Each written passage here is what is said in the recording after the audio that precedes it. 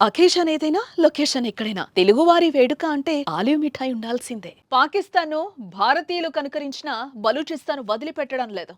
తమ ఉనికి కోసం నిత్యం పాక్తో ఉద్యమం చేస్తూ పాకిస్తాన్ ఆర్మీని ఉక్కిరిబిక్కిరి చేస్తోంది. గత వారం రోజుల క్రితం పాక్లోని కొన్ని ప్రాంతాలను ఆక్రమించుకున్నట్లు ప్రకటించిన బలూచిస్తాన్ ఆ మధ్యలో 100 మందికి పైగా పాక్ సైనికులు హతం చేసినట్లు ప్రకటించింది. ఇలా నిత్యం పాకిస్తాన్కు పక్కలో పోటులా ఇబ్బంది పెట్టిన బలూచిస్తాన్ ఇప్పుడు ఏకంగా తాము విడిపోతున్నామంటూ ఆ దేశానికి షాకే ఇచ్చింది. పాక్ నుంచి విడిపోయి బలూచిస్తాన్ స్వతంత్ర దేశంగా అవతరించినట్లుగా ప్రకటించుకుంది. ప్రభుత్వ ఏర్పాటుకు సన్నాహాలు చేస్తున్నామంటూ తెలిపింది. క్వెటాలోని కొత్త పార్లమెంటు ఫోటోలు, జాతీయ చిహ్నం, జాతీయ గీతాన్ని కూడా షేర్ చేసింది. భారత్ సహా ఇతర దేశాలు తమ దేశంలో ఎంబసీలు ఏర్పాటు చేయాలని బలూచిస్తాన్ కోరింది. పాకిస్తాన్ నుంచి స్వాతంత్ర్యం కోసం దశాబ్దాలుగా పోరాటం చేస్తున్న బలూచిస్తాన్ ఇప్పటికీ విముక్తి పొందిందని తెలిపింది.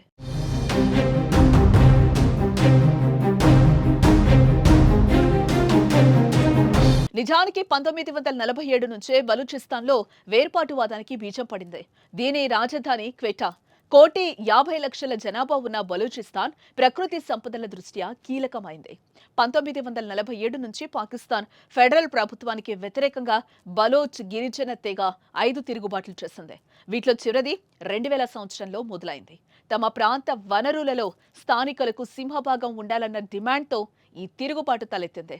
కశ్మీర్ వేర్పాటువాద పోరాటానికి మద్దతిస్తామని బాహాటంగానే ప్రకటించే పాక్ పాలకులు బెలూచీలను దారుణంగా అణచివేస్తూ వస్తున్నారు. అదే బలూచి ఆగ్రహావేశాలకు కారణమైంది. తమ కంటే ప్రత్యేక దేశం ఉండాలని పాక్తో ఇన్నాళ్లుగా పోరాటం చేస్తూ వచ్చింది.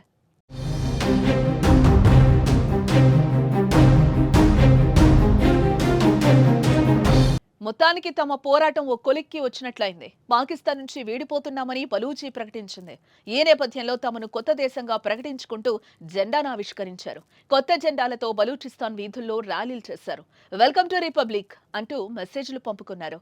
ఇక తమను స్వతంత్ర దేశంగా గుర్తించాలని ఐక్యరాజ్య సమితి భారత్ కు విన్నవించారు. బలూచిస్తాన్ తో భారత్ క్రికెట్ ఆడాలంటూ భారత్ కు వినతులు పంపింది బలూచిస్తాన్.